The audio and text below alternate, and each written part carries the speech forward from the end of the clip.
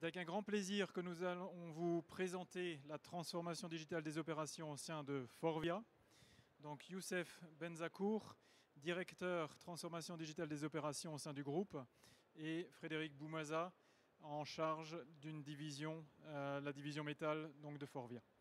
Nous allons donc dans un premier temps vous présenter une vidéo donc, du groupe et ensuite rentrer un petit peu plus dans le détail comment nous nous y sommes pris pour emmener un groupe de notre taille, près de 150 000 personnes dans le monde, sur ce chemin de la transformation digitale. Today's world, it's all about change. Climate, technology, society, the way we live, the way we move. Change is accelerating. So are we. Faurecia and Hella, two automotive leaders, have come together. Stronger. We are much more than a global leader. We inspire the future of mobility. Because mobility is freedom, and freedom changes everything. More than 150,000 talents worldwide will change the way millions of people drive. Our cutting-edge solutions for sustainable mobility will protect the planet as we move on it. Our strong values and convictions that guide us in everything we do will impact the world positively. We are united in one vision. For better ways to move around via electrified mobility, sustainable materials, and innovative zero-emission solutions. For a safer, connected, and customized journey via immersive cockpits, digital and autonomous driving breakthroughs. For the communities we serve and future generations via our strong awareness of mobility's impact on mankind. Because we work on challenges that matter.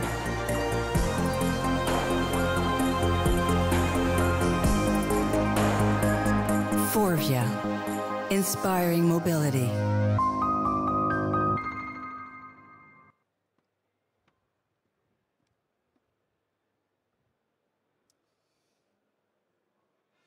Donc, dans un premier temps, je vais vous représenter le nouveau groupe Faurecia plus Hella, donc, qui forme aujourd'hui Forvia.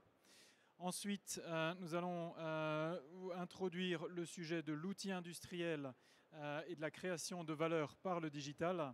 Nous allons rentrer un petit peu plus dans le détail de notre stratégie digitale, nos cas d'usage, le modèle plant, le passage à l'échelle à travers les plateformes et le low-code. Et enfin, nous allons faire un focus sur les people sur lesquels nous nous appuyons pour réussir ces transformations digitales depuis plusieurs années.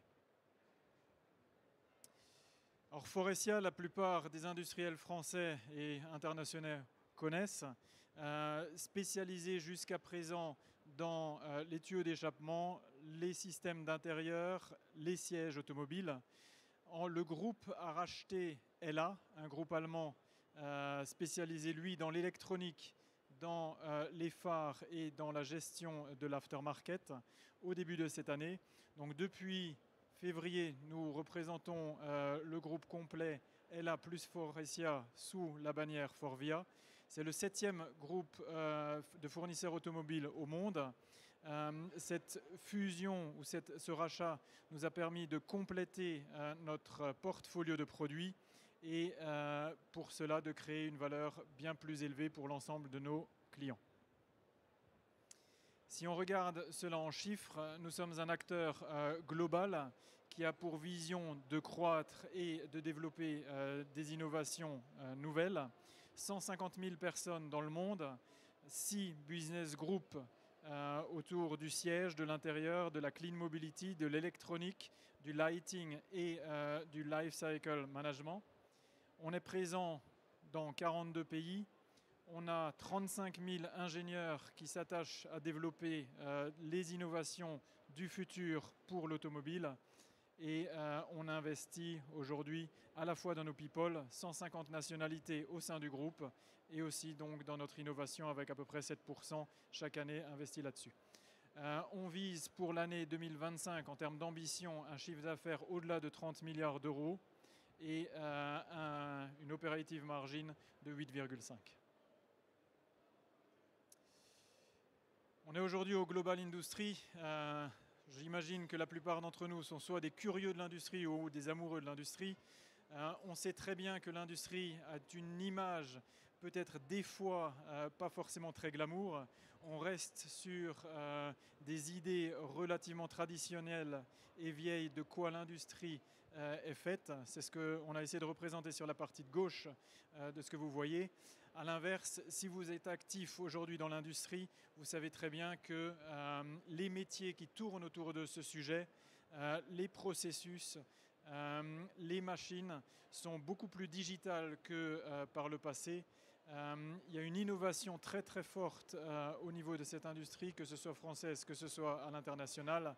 Et c'est donc cette transformation de l'industrie que nous accompagnons au quotidien au sein de Forvia. Pour nous, cette transformation se traduit par l'ambition suivante. On souhaite avoir nos collaborateurs, nos employés, comme des leaders industriels qui sont capables de travailler dans des organisations apprenantes et évoluantes au quotidien. On voit l'industrie comme un secteur et une entité globale, flexible, automatisée, très efficiente, connectée et orientée écologie, en tout cas sustainable, avec des émissions de plus en plus réduites. Pour l'opérateur dans l'industrie, la vue de son travail au quotidien évolue également. Il est soutenu par l'ensemble des algorithmes et des robots et le digital doit lui simplifier la vie au quotidien. Alors maintenant, on va vous expliquer un petit peu notre approche use case dans un premier temps au sein du groupe. Merci Frédéric, j'espère que vous m'entendez bien. Donc, je suis Youssef Benzakour, directeur digital au sein de l'équipe industrielle groupe.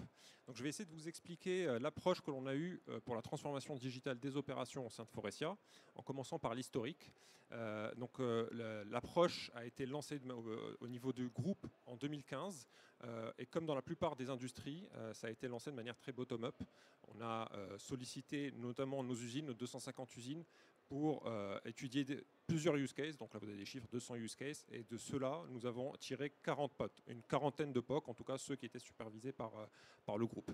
À partir de 2016, sur la base des résultats du POC, nous avons designé des solutions et standards. Et nous avons commencé le déploiement à partir de 2017. Et en tout cas, à partir de 2017, une gouvernance a été mise en place avec un réseau digital pour suivre le déploiement de toutes les solutions au mois et donc de manière assez fine dans notre réseau étendu.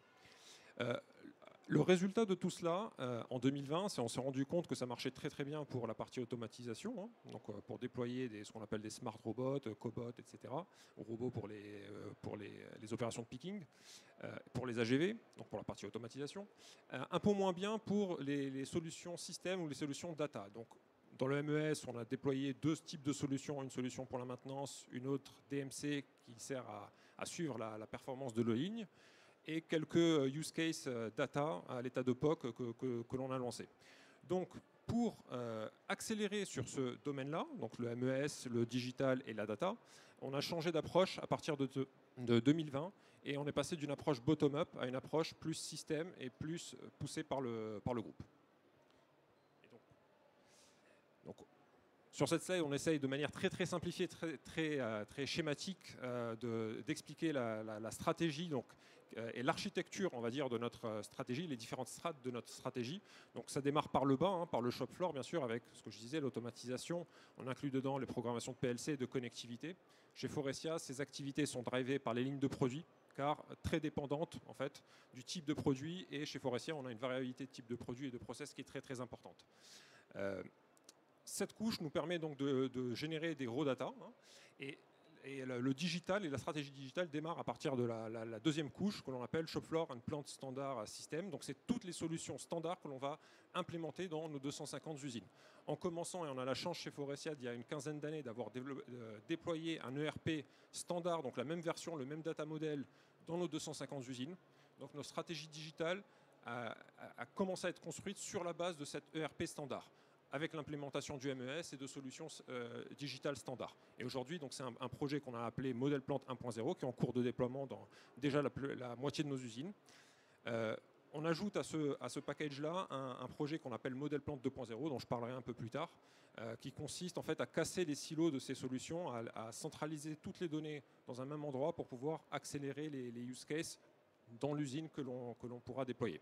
Donc une fois qu'on a déployé des solutions standards au niveau de l'usine, on passe à la deuxième couche qui est la création d'une ontologie data. Et c'est ce qui va être critique notamment pour la scalability de tous les use cases que l'on va déployer par la suite. Si tu peux revenir juste une slide avant. Voilà. Donc la data ontologie, c'est grosso modo dans le cloud et dans notre plateforme Palantir, créer des boîtes, des boîtes de Lego de données standards, c'est-à-dire une source de données unique, une définition et des critères de qualité que l'on va pouvoir contrôler. Et une fois que dans ce cloud, on a cette data ontologie qui est propre, ces briques de Lego, on peut construire la brique jaune, c'est-à-dire tous les use cases, du plus simple au plus avancé, en jouant avec ces Lego. Et la magie opère à ce moment-là parce que la scalabilité, c'est-à-dire la vitesse de déploiement est quasiment instantanée puisqu'on parle de use case cloud qui sont basés sur des données standards pour toutes nos usines. Donc on va zoomer sur chacune de ces couches, en commençant par la première, modèle plante, donc qui constitue en grande partie le déploiement de notre MES. Dans nos usines, on a focalisé sur 3 couches en particulier, sur la planification, de la planification long terme à la planification vraiment opérationnelle à la minute. C'était la première brique. La seconde brique, c'est le suivi de l'efficacité de la production et des process paraméters de nos machines. Et la troisième brique, c'est toutes les solutions qui vont, on va dire, supporter nos activités, les activités de notre système d'excellence, donc nos activités d'amélioration continue. Ça, c'est modèle plante 1.0 que l'on complète avec modèle plante 2.0 pour casser les silos de ces différentes solutions et aussi pour moderniser en quelque sorte notre MES. Donc ce projet nous rapporte des savings, nous rapporte des bénéfices financiers, on l'estime entre 0,5 et 1% d'OI, mais peut-être de manière plus importante, ce projet a un intérêt stratégique puisqu'il va définir les fondations digitales de notre usine du futur. Et on a la certitude et la conviction que l'on va pouvoir construire d'autres briques sur la base du déploiement de ces solutions standards dans nos usines. La seconde couche, donc, c'est l'ontologie. Donc l'ontologie, j'ai expliqué ce que c'était. J'aime bien cette slide parce qu'elle permet de schématiquement expliquer l'intérêt d'une ontologie et en quoi ça permet de simplifier le déploiement de use case cloud. On fait le parallèle ici dans ce schéma à gauche entre les données et on va dire les pipelines de données et le réseau, un réseau d'eau. Si vous voyez que et si les maisons représentent les use cases cloud, si à chaque fois que vous voulez développer un nouveau use case, une nouvelle solution, vous êtes obligé de construire un canal à la source de la donnée, non seulement vous n'avez pas d'effet d'échelle, mais en plus de ça, votre réseau de données d'eau devient extrêmement complexe. Et en fait, le coût pour rajouter un nouveau use case augmente. Alors qu'en ayant un niveau d'abstraction minimum, et donc en construisant des grosses canalisations, donc c'est la comparaison que l'on fait avec l'ontologie, eh bien, on peut du coup développer nos use cases en se pluguant directement à ce niveau d'abstraction minimum qui permet de réduire nos coûts de développement et surtout d'accélérer le déploiement de ces use cases.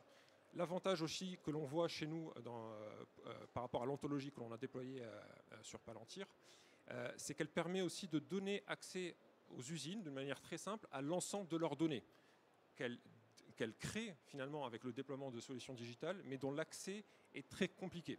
Et avec l'ontologie, du coup, ça augmente la volonté de nos usines et de nos utilisateurs d'utiliser ces données, et donc mécaniquement, ça améliore la qualité de ces données. Et voilà. Donc un mot sur la plateforme que l'on a choisie pour construire cette ontologie et pour construire nos use case data. C'est Palantir.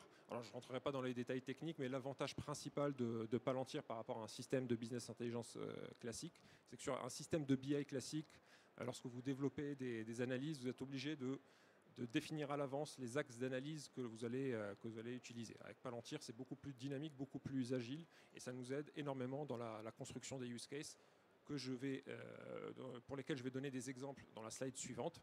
Donc, le déploiement de Palantir a démarré assez récemment chez Faurecia. Il a démarré il y a 1 an, donc on est à peine en train de déployer les premiers use cases.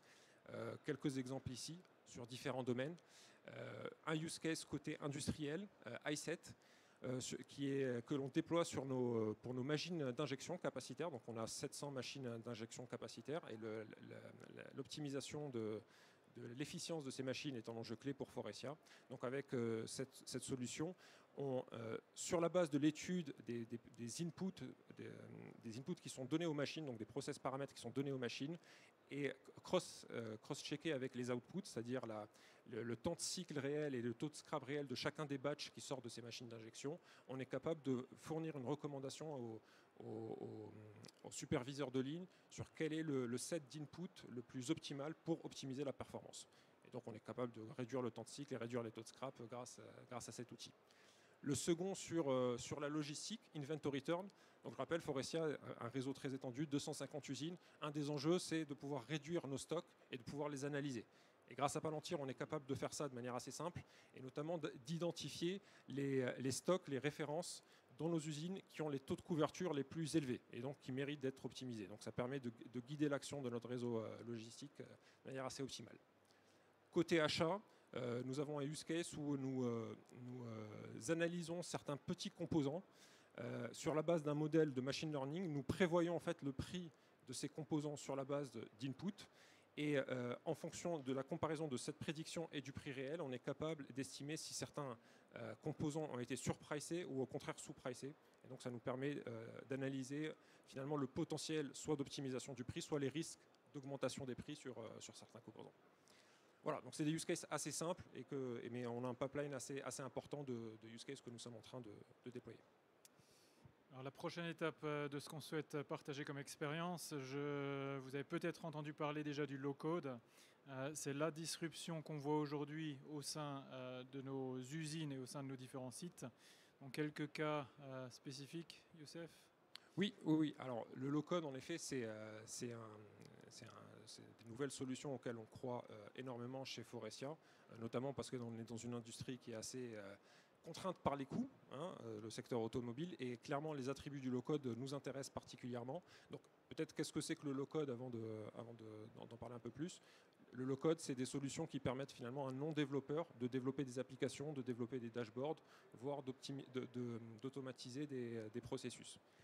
Et alors, c'est pas moi qui le dis, mais il y a plusieurs experts qui disent que c'est une tendance qui va révolutionner le marché.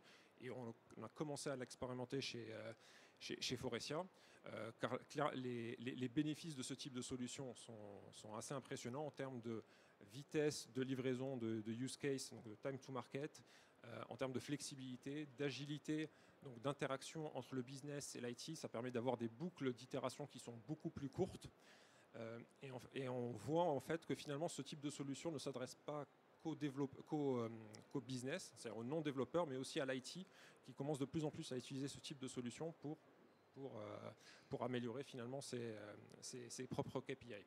Et donc on peut donner un exemple de solution, donc c'est un exemple assez simple, corporate, c'est un des premiers use cases que l'on a développé chez Faurecia. C'était il y a 2 ans, c'était suite au premier confinement, où un reporting opérationnel d'une vingtaine de KPI a été mis en place, donc un reporting hebdomadaire. Nos systèmes n'étaient pas calibrés pour gérer ce type de reporting. Nos systèmes financiers sont calibrés pour gérer des reportings plutôt mensuels. Et donc, il a été décidé de développer une application sur Power Apps, qui est une application de low-code pour développer des applications mobiles. Et donc, cette application a été développée en temps record, en 3 mois, et déployée à 237 usines avec 1000 utilisateurs journaliers. Et cette application est déployée depuis 2 ans, avec beaucoup d'améliorations qui ont été intégrées depuis. Clairement, c'est le type de projet qui, mené dans le cadre d'un projet IT classique, aurait mis 2 fois le temps et probablement 2 fois le budget, avec probablement beaucoup moins de satisfaction client. Donc ici, c'est un exemple corporate, mais notre ambition, c'est finalement de casser le mur du shop floor de l'usine et de pouvoir leverager sur ce type de solution pour multiplier en fait les use cases que l'on va pouvoir déployer en usine. Toutes ces évolutions informatiques, techniques et digitales n'ont été possibles qu'en s'appuyant sur l'ensemble de nos collaborateurs et en accompagnant la transformation par un accompagnement de transformation aussi des connaissances et des compétences. Donc Faurecia a mis en place une académie, une university interne, donc la Digital Transformation Academy, L'objectif a été de soutenir l'ensemble de nos collaborateurs par des formations, par des workshops, des vidéos, des quiz, différentes discussions pour les emmener vers ce nouveau niveau de compétences digitales. En même temps, on a rajouté une communication très forte autour du sujet, à la fois pour éviter d'effrayer l'ensemble de nos collègues et en même temps pour leur montrer les intérêts à se positionner sur ce type de solution digitale pour pouvoir devenir plus compétitifs. Enfin, ça nous permet aussi de montrer que l'industrie mécanique, au départ, couplée à de l'industrie électronique, avec du software, et on a plusieurs milliers d'ingénieurs dans le software au sein du groupe, permettent de créer des filières et des métiers très intéressants pour les nouvelles générations. On cherche à compléter nos équipes de talents en interne avec ces nouvelles générations qui, elles, ont peut-être la main dès le départ, dès leurs études, sur tout ce qui est du digital. Donc voilà, on s'est lancé il y a quelques années sur la transformation digitale. C'était à la fois un choix et un besoin. Ça nous a permis de devenir plus compétitifs par rapport à nos processus standards. Ça nous a permis d'emmener l'ensemble de nos collaborateurs sur des domaines différents de ceux qu'ils connaissaient. On n'est pas à la fin de l'histoire, que ce soit le low-code, que ce soit les plateformes du cloud, il y a encore beaucoup de choses à découvrir, à installer et dont il faudra profiter pour être compétitif au sein de cette industrie. En tout cas, Forvia est sur le bon chemin, on voit les premiers résultats et on est très content de ce qui a été fait jusqu'à présent. Merci pour votre attention. Alors, il nous reste quelques minutes si vous avez des questions.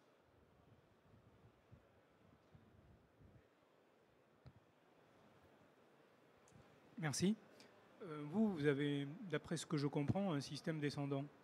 Donc si un opérateur a une idée géniale, on ne peut pas la remonter et la redistribuer partout. Exact. On a vraiment eu deux phases. On a eu la phase brainstorming, remontée bottom-up des idées et développement de ces idées. Et dans un deuxième temps, une centralisation des solutions dans leur déploiement sur l'ensemble du groupe. Même dans cette deuxième phase qui nécessite une standardisation, une centralisation, on s'appuie sur les idées qui sont remontées de l'ensemble des collaborateurs au quotidien. C'est pas que du top-down. Oui, je vous rassure. C'est vrai que la stratégie peut laisser penser au dictat du groupe qui dit on fait comme ça. Et je vous rassure, il y a énormément de développement local dans les usines, il y a beaucoup de créativité. Et on en profite, bien sûr, on prend les bonnes idées. D'ailleurs, toutes les solutions que je vous ai présentées, la plupart viennent de bonnes idées du site. Ça vient rarement des bureaux de Nanterre. Maintenant, Forestia, c'est 250 usines de taille très moyenne. On n'a pas de grosses usines. Pour faire 80% de notre chiffre d'affaires, vous êtes obligé d'accumuler 70% de notre top usine. Donc on ne respecte pas la loi de Pareto. Donc pour avoir les bénéfices des investissements digitaux que l'on fait, on est obligé de déployer très très largement. Donc si on ne respecte pas nos standards un minimum, on a très très peu d'effets d'échelle. C'est pour ça que cette stratégie descendante, telle que vous la voyez, est très critique chez nous, particulièrement. Par exemple, sur les machines d'injection, vous en avez 700. Elles ne sont pas toutes de la même marque, elles n'ont pas les mêmes puissances, pas les mêmes volumes, etc. Et vous arrivez à utiliser le même logiciel pour les 700 machines? Alors, ça dépend de quel logiciel on parle, mais pour le logiciel de suivi de la performance, c'est celui que j'ai décrit, oui. C'est la même. Pour la remontée des données, la gestion de ces données, les compiler et finalement les lire pour notre reporting, oui. Maintenant, les machines, forcément, ça dépendra de leur marque et de leur logiciel. D'autres questions? Oui.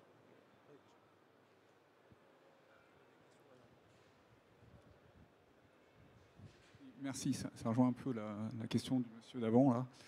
Si j'ai bien compris, au départ c'était bien une démarche top-down de Forestia, c'était pas une démarche bottom-up. C'était une démarche bottom-up. D'accord. Tous les use cases qui ont été développés par les sites. Et alors la démarche top-down, elle intervient quand? Parce qu'à ce moment, il faut bien reboucler avec le top-down. Je n'ai pas bien compris. Sinon, vous pouvez... Dans un premier temps, on a vraiment bénéficié de la créativité de l'ensemble des collaborateurs worldwide. Sur chacun des sites, c'était un peu une course à la bonne idée et ces développements étaient locaux. C'était du Kaizen, non ? Au bout d'un moment, vu la taille des sites, vu la nécessité de couvrir l'ensemble du groupe avec un standard, on a eu l'obligation de définir du top-down. Ok, c'est clair, merci. Et ça rejoint la deuxième question que je voulais vous poser sur tout ce qui est low-code. Donc ça va revenir au même problème, c'est que si vous avez un non-expert, un opérateur local qui tape lui-même ses lignes de code, ça ne va pas nécessairement être compatible avec ce qui se passe dans les autres usines et vous n'aurez plus de standard, quoi. Donc comment vous allez gérer ça ? Alors oui, c'est pas totalement faux. La première remarque, c'est de dire aujourd'hui ça existe déjà. Aujourd'hui vous avez dans toutes vos usines, dans tous vos sites, des gens qui développent des choses en local sous Excel. Et c'est un vrai calvaire de pouvoir réutiliser ce qui a été développé en local. Le low-code étant quand même une solution standardisée, au moins une solution de départ standardisée, ça permet de faire un best practice exchange beaucoup plus développé. D'accord. Okay, c'est clair. C'est la différence que je fais entre tout le monde construit sa propre maison, donc c'est ses propres plans, ses murs, certains les mettent en diagonale, d'autres font des grands salons, des petites cuisines, et avoir des maisons standards, mais par contre tout le monde la décore de la même manière, enfin de la manière qu'il le souhaite. Donc la personnalisation du low-code, elle intervient au niveau de la décoration, c'est là où il y a le plus de valeur pour l'utilisateur, mais d'un point de vue IT, c'est là où il y a le moins d'enjeux.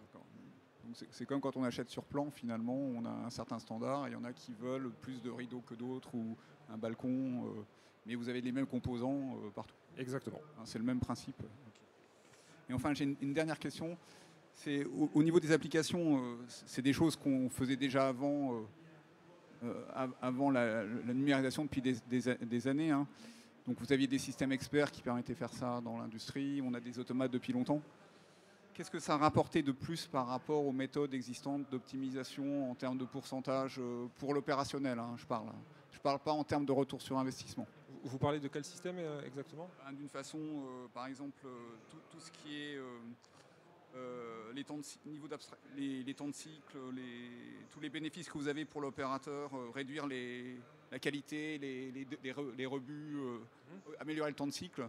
Vous avez gagné quelques pourcents parce que derrière, par rapport à des choses qui existaient et qui étaient déjà optimisées de toute façon. Puisque dans l'industrie automobile, si vous n'aviez pas fait cette optimisation, vous ne seriez pas là aujourd'hui.